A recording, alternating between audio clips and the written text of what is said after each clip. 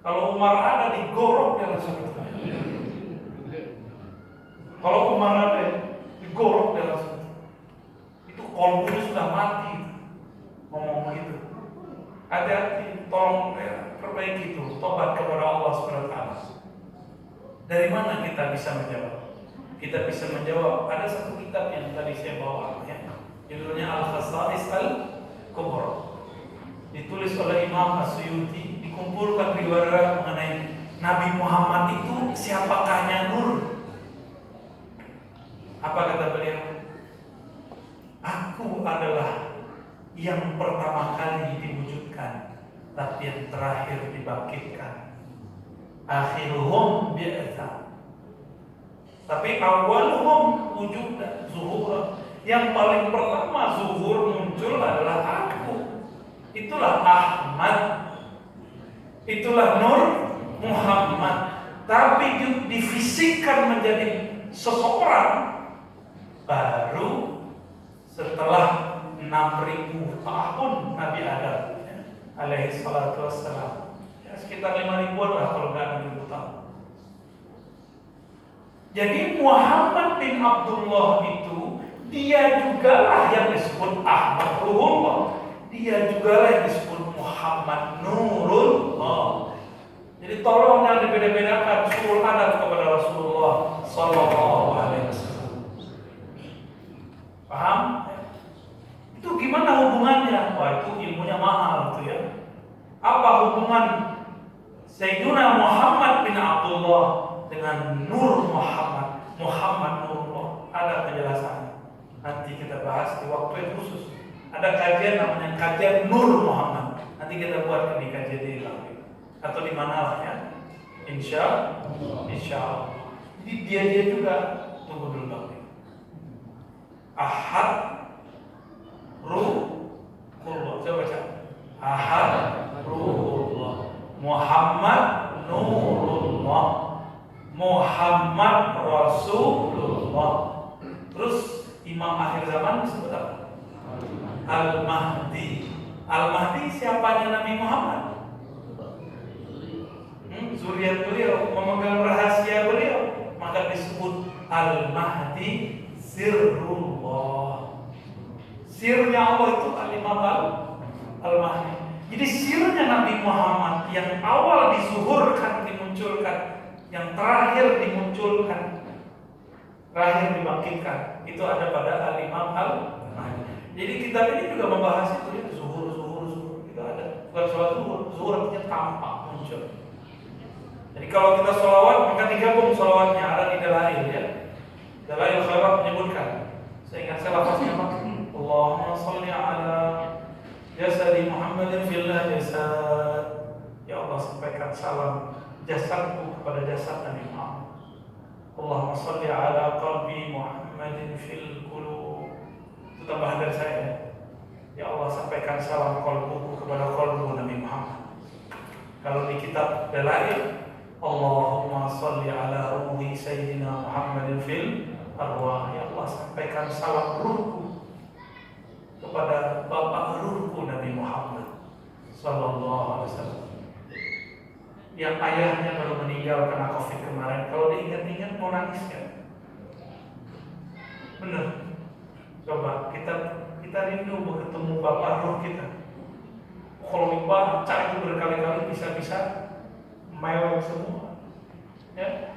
Cuma saya tidak lagi bawa isu banyak-banyak ya. Jadi kita nggak usah main-main dulu. Baik. Jadi itu boleh dibaca dalam beberapa ayat. Artinya ulama kita tidak membedakan antara jasad, qalbu, nuru sama aja. Itu dia juga. Huwa. Ini pertanyaan dari siapa? Kata huwa. Itu Jibril dan Mikail. Sayyidina Jibril dan Sayyidina Mikail bertanya. Mikail nanya, Jibril, huwa pertama Nur Muhammad, huwa kedua Muhammad bin. Emang ini Nur Muhammad yang jadi orang itu? Emang dia orangnya? Ya udah kita ambil, perlu dibelah dadanya. Nah itu rahasianya. Apa hukumnya 2 kali? Bukan sembarangan tuh Mikail nanya, karena malaikat Mikail melihat nur itu.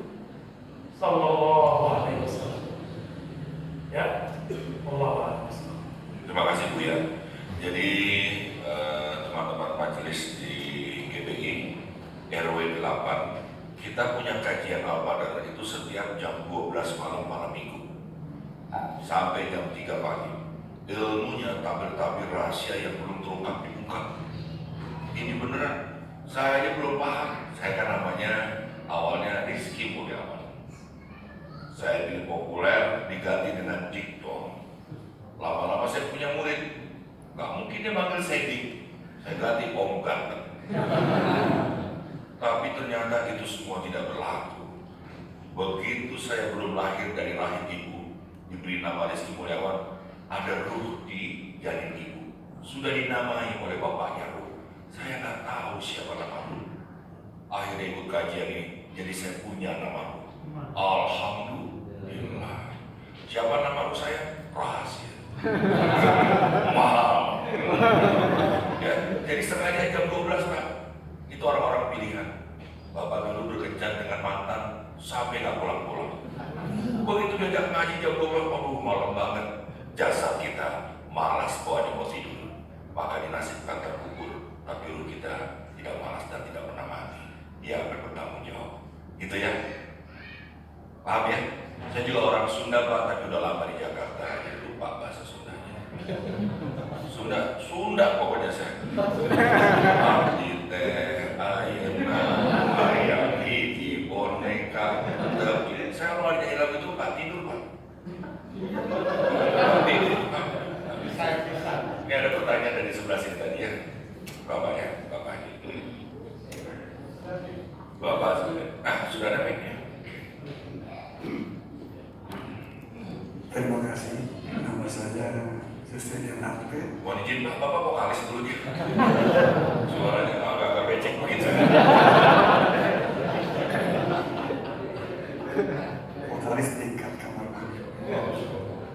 Nama saya Dedi Sugi. Saya ingin meminta informasi tentang silsilah sholawat ujian Pak. Sejarah, karena ini salah satu yang sering saya baca, tapi saya baru membacanya, belum tahu bagaimana silsilahnya. Dan yang kedua, bagaimana kita berbicara dengan orang yang suka mengungkapkan Nur Muhammad.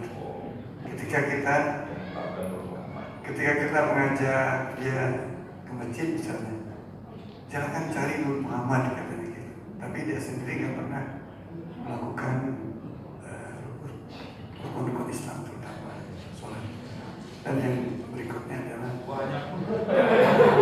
satu lagi, saya pernah mendengar tentang bagaimana nasib ayahanda dan ibunda Sayyidina Anbiya Nabi Muhammad SAW. Terima kasih. Nasib beliau. Iya, karena beliau dilahirkan sebelum. Oh biasa. Baik. Jelas semua ya pertanyaannya. Bang jelas kan? Jelas. Yang terakhir kan kita tahu nasib beliau, orang tua beliau Nabi Muhammad SAW. Baik. Ya. Pertama tentang silsilah atau sanad sholawat munjiat.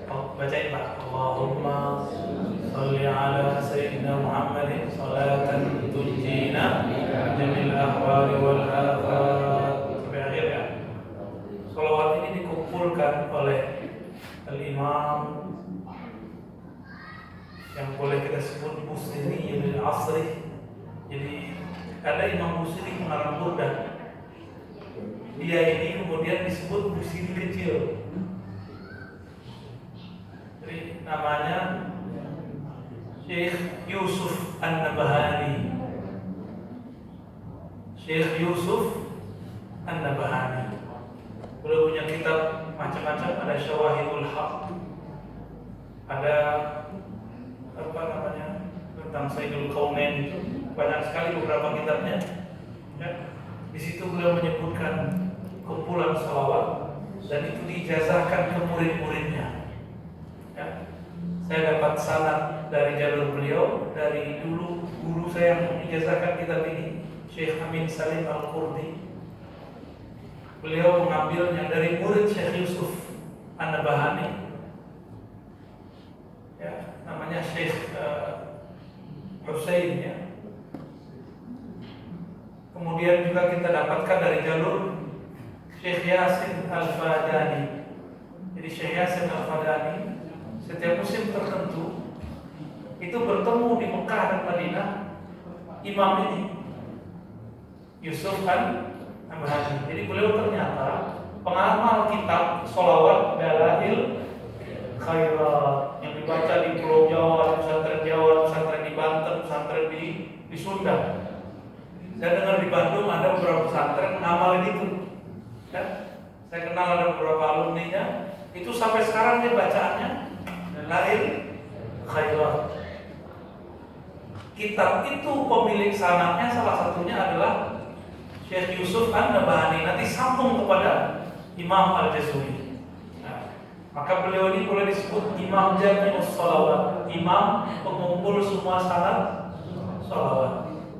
Jadi dari Syekh Yusuf An-Nabahani turun ke Syekh Yasin turun kepada murid-muridnya, dan saya berguru beberapa murid-murid beliau.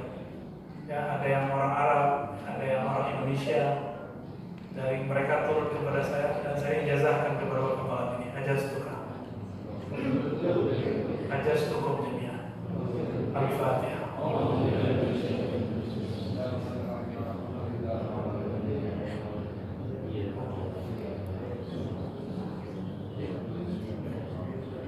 Itu cara minta yang sopan Pak ya. Minta ijazah begitu caranya. Terus yang kedua, ada di kampung-kampung orang ngaji Nur Muhammad tapi nggak datang ke masjid. Kita nggak boleh suzon sama dia. Barangkali dia orang yang sedang sakar, mabuk dengan kajian itu. Inilah yang disebut oleh Imam Ghazali, orang-orang tertentu rohaninya yang sedang sakar ini, dia tidak dianjurkan berjamaah di masjid, malah dia sendiri di rumah.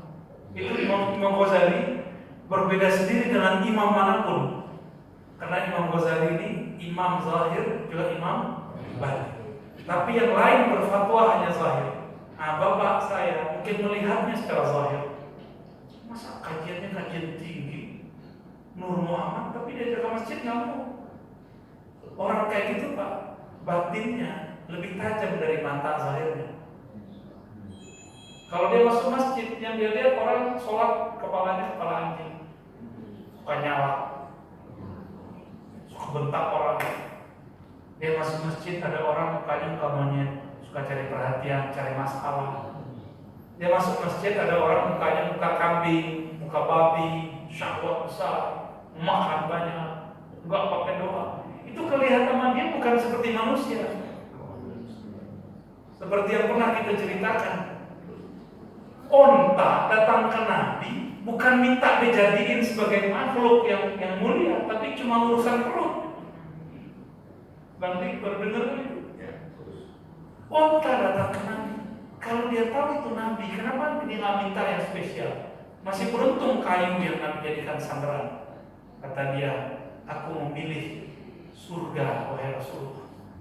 Tapi kalau dia lebih pintar lagi, dia akan pilih jadi sandaran Nabi. Karena yang bersandar itu pemegang kunci surga. Kan saya husnuzon kepada mereka. Barangkali kita ini kasat mata, mereka itu tajam mata. Saya husnuzon Pak. Dan mereka mungkin sholat, tapi kita nggak lihat.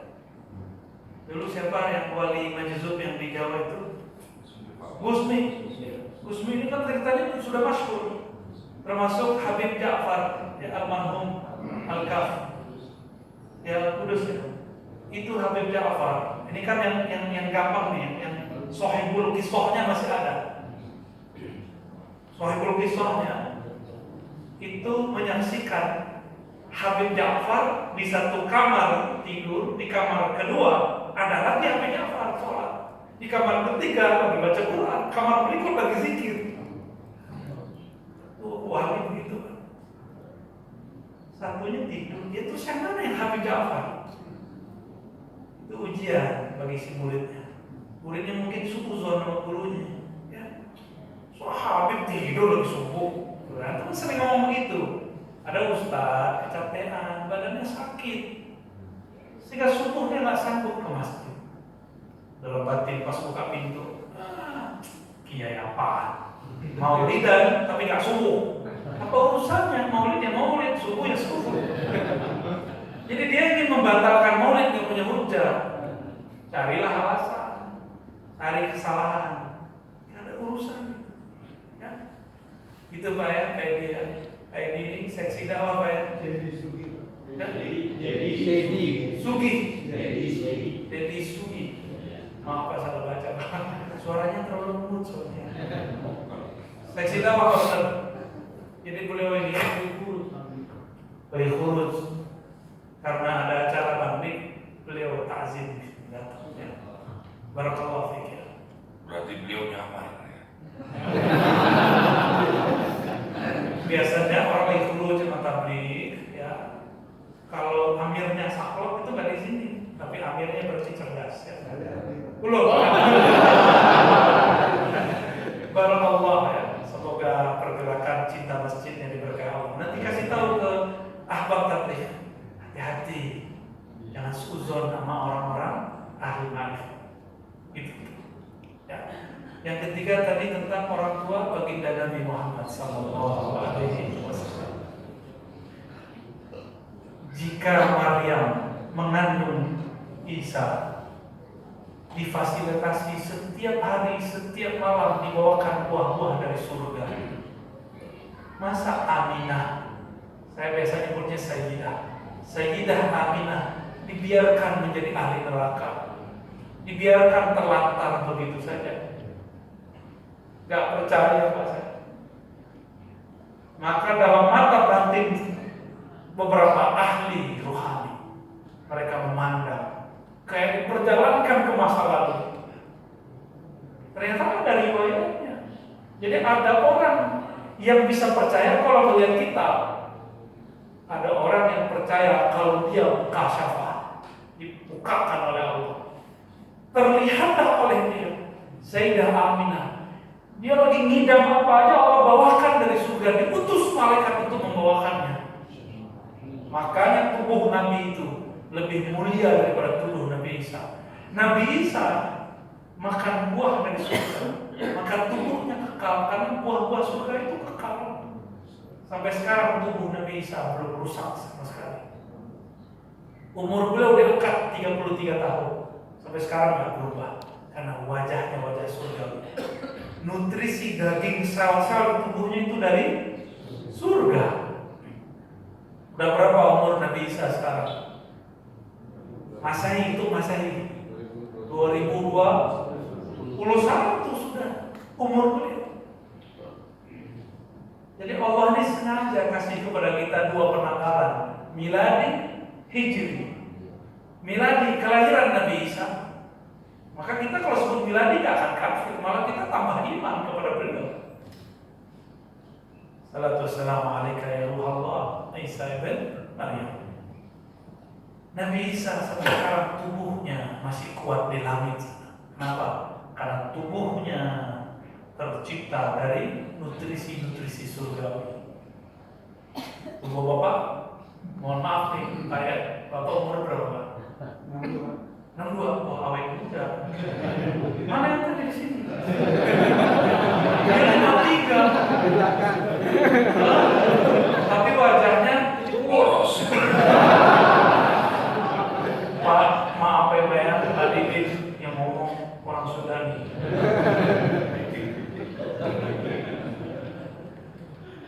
Nabi Muhammad hampir setiap malam dibawakan apel surga, anggur surga, zahir dan batin, nyata dan tidak nyata. Kira-kira kalau ada orang begitu, wali gak tuh? Jadi aneh kalau orang nggak ngerti sehebat itu rahasianya, terus masih bilang orang tua Nabi masuk neraka. Terus gimana dengan hadis-hadis yang ada ini? Ya itu kan riwayat ahli zahir. Kan riwayatnya nggak sampai mutawatir. Di Quran mutawatir. Wa ma kunna mu'adzibina hatta nab'atha rasula. Tidak mungkin kami menyiksa satu kaum yang kami belum utus orang Nabi kepadanya. Itu untuk selain keluarga Nabi. Ibunya Nabi yang dikandung. Jadi ngomonglah Jibril kepada Sayyidah Aminah, hai Aminah, yang kau kandung itu Sayyidul Alamin, adalah penghulu alam semesta. Mungkin gak Aminah menolak? Gak mungkin. Maka yang pertama beriman dengan Nabi Muhammad adalah Aminah alaihassalam. Aminah yang pertama beriman, bukan Khadijah. Ini perbaiki di sejarahnya. Loh, kan Nabi Muhammad jadi Nabi umur 25. Mana dalilnya? Dan sekarang zamannya. Mana dalilnya, Pak? Buku SKI, Sejarah Kebudayaan. Itu buku banyak gak jelasnya. Ya, harus dibenerin itu. Serius. Gak tahu sekarang mungkin sudah dibenerin, tapi zaman saya dulu itu belum. Aminah dikabari oleh Jibril, yang engkau kandung ini adalah Sayyidul Alamin. Kapan lagi Nabi yang lain, bahkan datang Nabi Adam, yang kamu kandung itu Sayyidul Anbiya wal Mursalin. Beda lagi kata Nabi Adam, yang kau kandung itu penghulu Nabi dan Rasul. Dan bingung kalau kita ada orang udah sejelas begitu. Antum ada ustadz yang meyakini orang tua Nabi masuk neraka, oke. Lebih tajam batin antum atau Aminah? Aminah ketemu Jibril, Aminah ketemu Mikail, Aminah ketemu Nabi Adam, Aminah ketemu Nabi. Gimana? Jadi yang pertama beriman siapa? Ini baru saya ngomong nih Pak, baru malam ini. Hazal awal, ya. Baru malam ini saya berkata, dan belum ada orang yang mengatakan sebelum ini. Ini bukan sombong. Ini kita mengungkapkan rahasia yang orang kok gak sebut-sebut, betapa kita malu dengan kebenaran. Kita gak boleh malu dari kebenaran. Kalau kita dituduh ini, gak usah. Adakah persaksian yang lebih tinggi daripada ini? Ada tak persaksian yang lebih tinggi dari ini? Ya ada. Maka mereka mengatakan kepada Sayyidah Aminah, jika anakmu lahir, namakan Muhammad. Diikutin enggak? Seandainya Sayyidah Aminah tidak percaya, dia namain Dik doang. Tapi kan enggak, namain itu. Dinamain apa kayak Ecep, Asep, enggak ada namanya itu dinamain sesuai perintah. Berarti belum percaya sama yang datang. Percaya. Maka saya dengan hati yang paling rendah, hati terdalam, tolong hentikan detik ini juga mengatakan orang tua Nabi masuk neraka. Nanti dia jawab, hadisnya kan sahih Muslim. Oke, hadisnya sahih, tapi pemahaman ente kan belum sahih. Karena kata abaka, dia tak paham. Bahasa Arabnya baru bahasa Arab ujurumiyah. Ya, ahun. Ya, ada namanya asma khamsah al-asma'al. Dia taunya abun itu bapak, babe. Padahal abun itu maknanya banyak. Bisa om, paman, tua, bisa kakek, bisa kakek paman. Ini Quran sendiri dalilnya. Cerita Sayyidina Yakub dan anak-anaknya. Anak-anaknya menyebutkan nama Ishak, menyebutkan nama Ismail. Ismail itu om kakek om, gimana tuh maksudnya nanti? Jadi dia punya kakek namanya Nabi Ishak. Nabi Ishak punya saudara. Berarti apa namanya? Saudaranya itu disebut om kakek apa kakek om? Terserah deh. Kalau ini kan om kan? Ya.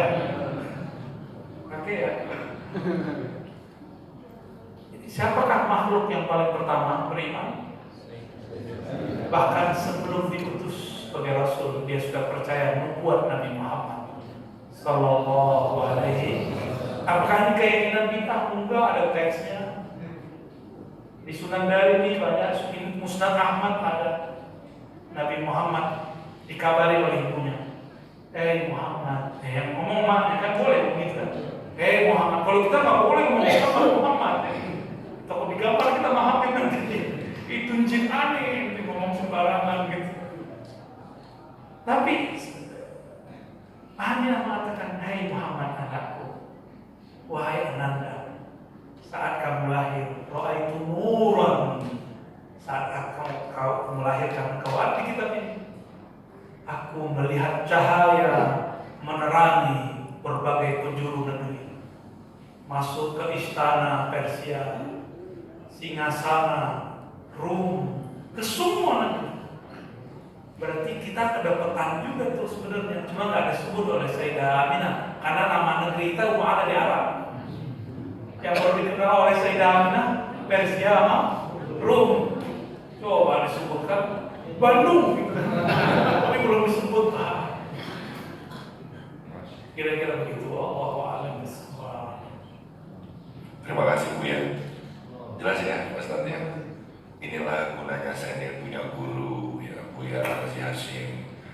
Malam ikut membahas kitab Al-Hikam, kitab kebajikan. Jadi Pak, tadinya saya sombong dan jumawa, sekarang pun masih. Saya pikir ketika saya ibadah 5 waktu, tepat waktu, bangun tengah malam, udah paling hebat di antara keluarga saya.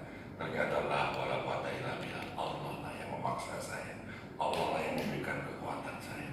Jadi begitu tahajud Pak, saya lihat istri saya masih tidur menjelang subuh. Saya nggak bangunin Pak, saya belum ya. Pertanyaannya batal nggak? Batal nggak? Batal dong. Tapi begitu saya wudhu lagi, wudhu saya udah berkelas Pak, itu menjadi kristal yang indah. Jangan orang yang sholat, woi, orang tidur, sholat woi. Jangan digituin. Orang lagi tidur dibangun dulu, baru disuruh sholat. Kan yang gila gitu. Ya, jadi terima kasih Bu ya. Saya ini luar biasa bisa diperkenalkan oleh Bu ya. Saya ini Pak, ya, nggak tahu apa-apa. Saya diperjalankan aja oleh Allah untuk belajar langsung dari guru yang masih muda, dan saya jadi malu sama memandang dia karena ilmu saya tidak punya seperti yang dikatakan Bu ya, kita sudah di penghujung acara. Ada mutiara-mutiara hikmah tentu yang Bu ingin sampaikan, dan saya selalu minta Bu yang menutup dengan doa ya. Saya mohon maaf lahir batin ya Kang ya, kita sama-sama pendukung fikihnya. Cuma saya bedanya bukan. Mudah-mudahan Persib menang melulu.